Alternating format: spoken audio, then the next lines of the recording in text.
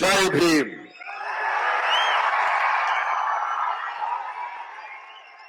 எப்படி இருக்கீங்க செல்லம்? எல்லோருக்கும் வணக்கம். ஐ லவ் யூ டூ செல்லம்.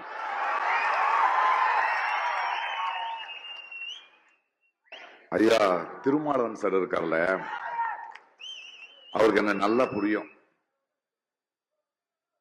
நான் பெங்களூர்ல ஓட்டு போடுறதுக்காக போயிருந்தேன்.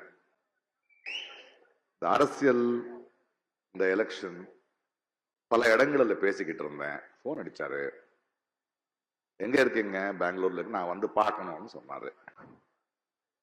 நீங்க ஏன் வரீங்க? நான் வரேன், நான் பாக்குறேன். இல்ல இல்ல பார்த்துதான் ஆகணும்னாரு. சந்திச்சோம், ஒரு மார்னிங் பிரேக்ஃபாஸ்ட். அது இது இது எதை பேசுறாரு. கடைசியில ஒரு வார்த்தைக்கு வருவாரு, நீங்க எந்த கட்சி மேடையும் உங்களை பார்க்க முடியாது. ஆமா சார், எனக்கு கட்சி மேடெல்லாம் நிக்க முடியாது, நான் எந்த கட்சிக்கும் சார்ந்தவன் இல்ல, எனக்கு பிடிக்காது அது. ஐயா அவருக்கு கேட்ட மாதிரி, ஆனா உங்களோட ஒரு சின்ன அனுமதி எனக்கு கொடுக்கணும். என்ன அது? இல்ல, ஒரு விருது கொடுக்குறோம், அது எங்க கட்சி மூலமா கொடுக்கணும் அப்படின்னாரு. நான் அவருக்கு சொன்னேன், நான் போராடுற கொள்கைக்காக போராடுற நீங்களோ உங்க கட்சியோ என்னுடைய தோழர்கள், நான் வர்றேன் அப்படின்னு. இன்னைக்கு இங்க முன்னாடி இருக்கேன். இங்க விருது வாங்கிய பல பேர், இல்ல ஐயா திருமாவளவன் அவர்கள் போல அவ்வளவு பெரிய நீண்ட கால பயணம் இல்லை எனக்கு அரசியல்ல, கொள்கை போராட்டத்துல. ஆனாலும் நான் ஏன் பேசுகிறேன் அப்படின்னு பலர் கேட்கிறாங்க. அவங்களுக்கு ஒரே ஒரு பதில் சொல்லுவேன் நானு. பாருங்க, உடம்புக்கு ஒரு காயமானால் நாங்க சும்மா இருந்தாலும் அந்த வலி குறைஞ்சிரும், காணாம போயிடும். ஆனா ஒரு சமுதாயத்துக்கு, ஒரு நாட்டுக்கு காயமானால் நாம் பேசாம இருந்தா அதிகமாகும். நான் ஒரு கலைஞன் தான், ஆனா என்னோட திறமையால நான் கலைஞன் ஆகவில்லை. என்னை விட திறமைசாலிகள் அதிகமா இருக்காங்க. அன்னைக்கு இன்னைக்கு ஒரு மேடையில நான் நிக்கிறேன் அப்படின்னா என்னுடைய திறமை மட்டும் இல்லை, அது மக்களோட அன்பு, மக்களோட நம்பிக்கை. ஆக ஒரு மேடி ஏத்திய மக்களுக்கு, ஒரு சமுதாயத்துக்கு ஒரு பிரச்சனையா இருக்கும் போது, ஒரு கலைஞன் கோழையாயிட்டா ஒரு சமுதாயம் கோழையாயிடும். நான் செஞ்சிட்டு இருக்கிறது பெரிய வேலை இல்லை, அது என்னுடைய கடமை, அது என்னுடைய மனசாட்சி. ஏனென்றால் வாழ்க்கையை ஒரு கலைஞனா எனக்கு புரியுது. அந்த புரிதல் எனக்கு என்னோட திறமையில வந்ததில்லை. லங்கேஷ் போன்ற, மார்க்ஸ் போன்ற, அம்பேத்கர் போன்ற, காந்தி போன்ற, பாரதி போன்ற, இப்படி பலர்களோட சிந்தனையை படித்து அதை உள்வாங்கி, அதனாலதான் வந்தது எனக்கு இந்த புரிதல். அந்த புரிதல் இருக்கும்போது கண்ணுக்கு தெரியுது இல்ல என்ன நடக்குதுன்னு. 10 வருஷத்துக்குல இருந்து தான் பேசிக்கிட்டு இருக்கேன். 9 வருஷத்துல இருந்தா இந்த மன்னரை நான் எதிர்த்துட்டு இருக்கேன். இப்ப எல்லாம் மன்னர்ன்னு சொல்ல முடியாதுப்பா, மன்னிக்கணும், அவர்தான் தெய்வ குழந்தை ஆயிட்டாரு. அவரை இனிமே நம்ம தேர்ந்தெடுக்க முடியாது. அவர்தான் நாட்டுக்கு, அவரால் ஏதாவது துன்பம் ஏற்பட்டால் அவரை திட்ட முடியாது, மனுஷனாயா நீ என்ன முடியாது. ஏனென்றால் தெய்வம் சோதிக்குதுன்னு தான் நம்ம சொல்லணும். சரி, அவன் எப்படியும் போவான், அதுக்கப்புறம் பேசிக்கலாம். கௌரி லங்கேஷ் இங்க பேசிட்டு இருக்கிற மாதிரி, அவருடைய அப்பா லங்கேஷ் ஒருத்தர் இருந்தார். அவர் தான் என்னுடைய ஆசான். அவர் ஒரு பத்திரிகையை நடத்திட்டு இருந்தார். ஒரு மாபெரும் சிந்தனையாளர், எழுத்தாளர். அவர் தான் எங்களை சிதைக்கினார். அவருடைய கோபம் தான் இன்னும் எங்களுக்கு இருக்கு. அதாவது அந்த காலத்திலேயே ஒரு பத்திரிகையை ஆரம்பிக்கும் போது, அதை நடத்தும் போது விளம்பரம் வாங்காம பத்திரிகை நடத்துவார். பத்திரிகையை வாங்குற மக்களுக்கு அவர் எழுதுவார், இந்த பாரு இந்த கோல்கேட்டு சோப்பு விற்கிறவங்க கிட்ட எல்லாம் போய் நான் கெஞ்சிட்டு இருக்க முடியாது, ஒரு 2 காசு அதிகம் போட்டு வாங்குங்கப்பா. அந்த பத்திரிகை நடத்தும் போது அதுல பல மேடைகளை உருவாக்கினார். நிறைய இளைஞர்கள், கவிஞர்கள், கதாசிரியர்கள், இலக்கிய சிந்தனை இருக்கிறவர்கள், கொள்கைகளை பத்தி பேசுறவர்கள், இவர்கள் எல்லாருக்கும் ஒரு இடம் கொடுத்துட்டு இருந்தாரு. ஒரு ஆட்சியே அவர் பேசுறாருன்னா பயப்படும். அப்பேற்பட்ட ஒரு ஆசானை நான் ரொம்ப கிட்டத்துல இருந்து பார்த்திருக்கேன். அவர் நிரந்தரமா ஒரு விஷயம் சொல்லுவார் எங்களுக்கு, ஒரு பத்திரிகையும் ஒரு சாதாரண குடிமகனும் ஒரு கலைஞனும் நிரந்தரமான எதிர்கட்சியா இருக்கணும். நிரந்தரமான எதிர்கட்சியா இருக்கிறது தான் அரசியல் எனக்கு சொல்லிக் கொடுத்தவர் அவர்தான் எனக்கு. உன்னுடைய நண்பனே ஆளும் கட்சியானால் அதிகாரத்துக்கு வந்தால் நீ அவனுக்கு எதிர்கட்சியா இருக்கணும். அப்பேற்பட்ட ஒரு ஆசான், அவருடைய மகள் கௌரி 35-40 ஆண்டு காலம் ஒரு தொடர்பு. அப்படி வளர்ந்தவங்க நம்ம. அவர் ஒவ்வொரு டைனிங் டேபிள்லயோ இல்ல அவருடைய எடிட்டோரியல் டேபிள்லயோ ஈவினிங்கான நம்ம அங்க போய் உட்கார்ந்தா எங்களுக்கு கிடைச்ச, நாங்கள் பார்த்த தொடுவானங்கள், எங்களுக்கு கிடைச்ச அனுபவங்கள் ரொம்ப அதிகம். அப்பேற்பட்ட கௌரியை சுட்டு கொல்லும் போது, அதற்கு முன்னாடி தபோல்கர் இருக்கட்டும், பன்சாரே இருக்கட்டும், கல்புரி இருக்கட்டும், நான் கர்நாடகத்துல தான் பேசிக்கிட்டு இருந்தோம். பேசலன்னு இல்லை, அப்பவும் பேசிக்கிட்டு தான் இருந்தேன். ஆனால் என்னுடைய தோழி, என்னுடைய ஆசானோட மகள் என் வீட்டு வாசல் முன்ன கொல்லப்பட்டால் கௌரி என்ன ஒரு கேள்வி கேட்டாள். அந்த மரணத்துல நீயும் சும்மா இருப்பியா அப்படின்னு. அதனாலதான் அவளை புதைக்கும் போது நான் சொன்னேன், நான் அவளை புதைக்கல, விதைத்தேன். இந்த பாசிசம், இந்த சனாதனத்தோட டெரரிஸ்ட் ஒரு குரலை அடக்கினோன்னு நினைச்சா அதை விட வேகமான ஆழமான குரல் எந்திரிக்குங்கிற காரணத்தினாலதான் 8 வருஷமா நான் பேசிக்கிட்டு இருக்கேன்.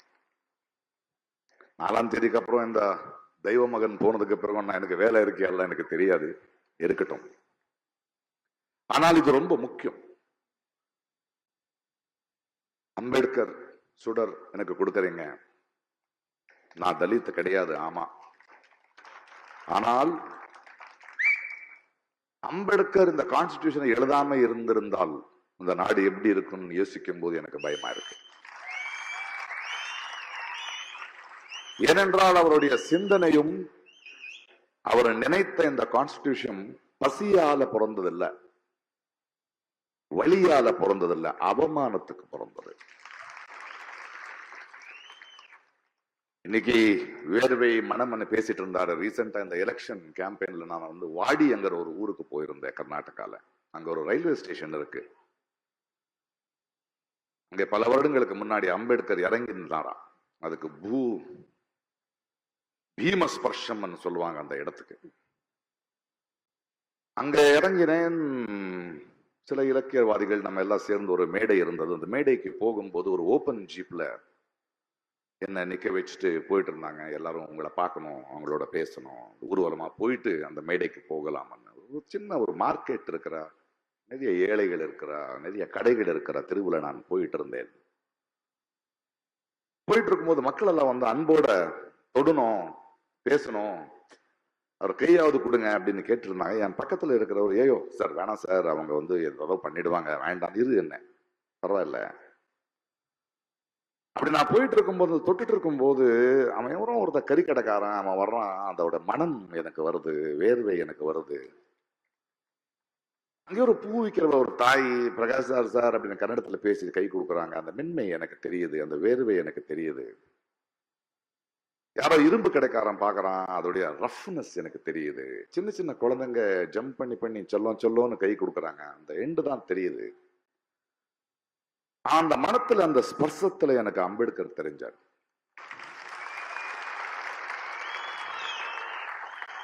இத பாருங்க. அப்படி பார்க்கும்போது இந்த தெய்வமகன் மன்னரை நினைச்சேன் நானு. அவனை பாருங்களேன், ஒரு பாசிஸ்ட், ஒரு சர்வாதிகாரி அவன் ஒரு புஷ்பக விமானத்துல வருவான், ஒரு தேர்ல நிப்பான், எல்லாரும் பூ போடுவாங்க. மக்கள் வேலிக்கு அந்த பக்கம் தான் நிக்கிறானுங்க. அவனுக்கு என்னைக்கு புரியும் நம்முடைய பசி? மக்களோட ஸ்பர்சம் தெரியாதவன், அந்த மனம் தெரியாதவன், அந்த வேர்வையை தொடாதவனுக்கு எப்பவாவது புரியுமா அவனுக்கு? அவன் தெய்வ மகன் கிடையாது, டெஸ்ட் டியூப் பேபி. அவனை அப்படி விட்டுறலாம். நான் இவ்வளவுதான் பேசுறது ரொம்ப மகிழ்ச்சியா இருக்கு இந்த விருது நான் இங்க வாங்கும் போது. ஆனா வேலை இதோட நிக்காது. நான் மன்னர் வருவாருங்கிற பயம் எனக்கு இல்ல. அச்சமில்லை அச்சமில்லை அச்சமில்லை என்பவன் நான். நம்மளுடைய பயம்தான் அவனோட பலம். அண்ட் ஒரு சர்வாதிகாரி, ஒரு ராட்சசன் இருக்கான்ல, அவன் ஜெயிச்சு யாரும் எனக்கு எதிர்ப்பு இல்லைன்னு சொல்லும் போது அவனுக்குள்ள ஒரு சின்ன மனுஷன் இருப்பான்.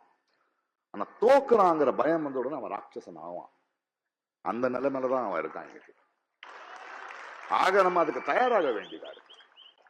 நம்ம ரொம்ப ஜெயிச்சுட்டோங்கிறது இல்ல, வெற்றி இல்லை. ஏன்னா இந்த 10 வருடங்கள் காலமா அவன் எங்கெங்க விதைய வெற்றிருக்கான் இல்லையா. இன்னைக்கு ஒரு சுப்ரீம் கோர்ட் ஒரு கோர்ட் ஜட்ஜு நான் RSSல இருந்து வந்தவன் சொல்றதுக்கு பெருமையா இருக்குன்னு ரிட்டையர்மெண்ட்ல சொல்றான்னா, இது வரைக்கும் அவன் கொடுத்த முடிவுகள் எப்படி இருக்கும் நமக்கு புரியாதா? இது ஒரு நிரந்தரமான போராட்டம் இருக்கு. இது இந்த மோதி போடுற ஆளுகள் இவனும் வந்தான், ஹிட்லர்ல இருந்து வந்துகிட்டு இருக்கான். இவங்களுக்கு வாழ்ந்த சரித்திரமே கிடையாது. மனித நேயமோ இயற்கையோ இப்பேற்பட்ட ஆளுங்களை ஜீரணிக்க முடியாது. அவங்க மீண்டும் மீண்டும் அப்பப்போ வருவாங்க போவாங்க. ஆனா போகும்போது அவங்க விடுற காயங்கள் இருக்கு இல்லையா, அதுல இருந்து மறுபடியும் மீண்டு வர்றதுக்கு டைம் ஆகும். மீண்டும் அவன் வராம இருக்கிறதுக்கு நம்ம முயற்சி எடுக்கணும். அதுக்காக நான் என்ன சொல்றேன், இன்னைக்கு ஒரு அம்பேத்கரை பத்தி பேசுறோம், பெரியாரை பத்தி பேசுறோம். சும்மா பேசினா புரியாது. அம்பேத்கர் ஏழை, ஆமா. தலித், ஆமா. And he was a great thinker. He was the most well-read person. அம்பேத்கரை படிக்கணும். ஏனென்றால் அம்பேத்கர் கான்ஸ்டிடியூஷன் எழுதுனது பிறகு அவரே சொல்றாரு, என்னுடைய எண்ணம் கரெக்டா இருக்கு, இது உண்மையாகுமா இல்லையான்னு எனக்கு தெரியாதுங்கிறார். அதற்கு காரணம் அடுத்த வர தலைமுறை ஒரு மார்க்ஸையோ ஒரு அம்பேத்கரையோ ஒரு காந்தியோ படிக்கிறாங்களா இல்லையான்னு தெரியாதுங்கிறது நேரடியா சொல்றாங்க. அது படிக்காதவங்க தான் உட்கார்ந்துகிட்டு இருக்கோம். தே ஆர் நாட், நம்மளுக்கு அவர்கள் சூப்பர் ஸ்டாருங்க கிடையாது, நாங்க படிக்க வேண்டியது. பிகாஸ் அதுக்கு பின்னாடி அந்த அவமானத்தையும் தாண்டி அவங்க படிச்ச படிப்பு, அவங்க பார்த்த தொடுவானங்கள், அதையும் நம்மளும் பார்க்கணும். அப்போதான் இந்த சனாதனம் இருக்கோ, இந்த பாசிசம் இருக்கோ, அது வேரோட நம்ம எடுக்க முடியும். இவங்களுக்கு என்ன சொல்லணும்னு அதை பாருங்க. ஒரு தனி மனிதனுக்கு கட்டறிவுல கட்டாயிடுச்சுன்னா அது அவன தனிப்பட்ட மனிதனோட வழி. ஆனா ஏகலவ்யனோட கட்டவிரல் எடுத்துட்டு போனா அது சமுதாயத்தின் வழி. மெஜாரிட்டின்னு சொல்றாங்கல்ல, மெஜாரிட்டியோட பொறுப்பே மைனாரிட்டிய பாத்துக்கிறது இல்லையா? இது தொடர்ந்த போராட்டம் ஆயிட்டே போகணும். இது வரைக்கும் நம்ம தொடர்ந்து போராட மாட்டோமோ? ஏன்னா இது வாழ்வின் முறையா இருக்கும். நம்ம நிரந்தர எதிர்கட்சியா பண்ணிக்கிட்டே இருக்கணும். ஏன்னா இது இவ்வளவு சீக்கிரம் போகிற விஷயம் கிடையாது. அரசியல்வாதிங்க, அரசியல் கட்சிகள் வரும் போகும். 5 வருஷத்துக்கு ஒரு முறை. நாம தான் பர்மனன்ட். அரசியல்ல எதிர்கட்சி ஜெயிக்காது, ஆளுங்கட்சி தான் தோத்து போவோம். சரியானவனை நம்ம தேர்ந்தெடுத்தா மக்கள் தான் ஜெயிப்பாங்க, தேர்ந்தெடுக்கலன்னா மக்கள் தான் தோத்து போவாங்க. அதை நம்ம உணரணும். இந்த வாட்டி அவர் தெய்வமானவனானதுனால ஜோலா எடுத்துக்கிட்டு எங்கேயோ போட்டோம், அது இல்லை. ஆனால் இந்த 10 ஆண்டுகளாக நம்ம அனுபவிச்ச வழி இருக்குல்ல, அவமானம் இருக்குல்ல, ஒரு பயம் இருக்குல்ல, ஒரு ஆதங்கத்துக்காக அடுத்த 5 வருஷம், அடுத்த 10 வருஷம் இவங்க மீண்டும் வர முடியாத அளவுக்கு நம்ம செயல்ல இறங்க வேண்டியதா இருக்கு. 70 ஆண்டுகள் ஆயிடுச்சு, 70 ஆண்டுக்கு மேல ஆயிடுச்சு நம்ம அம்பேத்கர் கான்ஸ்டிடியூஷன் எழுத. இன்னைக்கு கூட மக்கள் ஓட்டு போடும்போது ஒரு பிரதமரை தேர்ந்தெடுக்க ஓட்டு போடுறதுக்கு அவங்களுக்கு உரிமை இல்லைங்கிறதே தெரியாம உட்காந்துக்கிட்டு இருக்காங்க. ஒரு முதலமைச்சரை தேர்ந்தெடுக்கிற உரிமை இல்லை. நம்மளுடைய ஒரு பிரதிநிதி, எங்களுடைய குரலை பேசுறவன் பார்லிமெண்ட்டுக்கு போகணும். 530 பேர் தான் இருக்காங்க. இது வரைக்கும் நம்ம தொகுதியில நமக்கு தெரிஞ்சவனாயவன், நம்மளுடைய வழி தெரியுமா, நம்மளுடைய மொழி தெரியுமா, நம்மளுடைய வேர்வே தெரியுமான்னு தெரிஞ்சவங்க நீங்க தேர்ந்தெடுக்கணும். அதை விட்டுட்டு ஒரு ஃபுட்பால் மேட்ச் பாக்குற மாதிரி இருந்தோம்னா அப்படிதான் வச்சிருக்கானுங்க இவனை. அப்பதான் இவங்க பிழைக்க முடியும். ஆனா மக்களுக்குள்ள அடுத்த 5 வருஷமோ 10 ஆண்டுமோ நான் வாழ்க்கை முழுக்க அதுதான் பண்ண போறேன். எனக்கு அதுதான் வேலை. எனக்கு இது வேலை இல்லை. வரும்போது இன்னைக்கு வந்து ஒரு 3 பத்திரிகையாளர்கள் என்ன மீட் பண்ணிருந்தாங்க. நேஷனல் கேரவன் அந்த மேக்சின். நீங்க ஏன் தேர்தல் அரசியலுக்கு வர மாட்டீங்க? சேர்க்க மாட்டாங்கம்மா அப்படின்னு. அரசியலுக்கு யாராவது வரலாம், யாராவது உள்ள வர முடியாது. பிரகாஷ் ராஜ் இப்படி பேசுற வரைக்கும் நான் அவங்களுடைய செல்லம். தேர்தல் அரசியலுக்கு வந்தா என்ன உள்ள விட மாட்டாங்க, அது எனக்கு தெரியும். ஆனா மக்களான நமக்கு அவங்களுடைய பலசாலிங்க. நம்ம அம்பேத்கர் எழுதின கான்ஸ்டிடியூஷன்ல பவர்ங்கிறது மேலிருந்து கீழே இல்ல, கீழிருந்து மேல. அந்த சக்தியை நம்ம உணர வேண்டியதா இருக்கு. இது நம் வாழ்வின் முறையா இருக்க வேண்டிய, அடுத்த தலைமுறைக்கு நம்ம கொடுக்க வேண்டியது இதுதான். அந்த ஒரு பயணத்துல நான் நிரந்தரமான எதிர்கட்சியா இருப்பேன். நான் உங்களோட இருப்பேன், மக்கள் குரலா இருப்பேன். இன்னைக்கு கொடுத்த இந்த விருந்துக்கு நான் தலை வணங்குகிறேன். இதை நான் வந்து கௌரி சார்பாக வாங்கிக்கிறேன். நன்றி, வணக்கம்.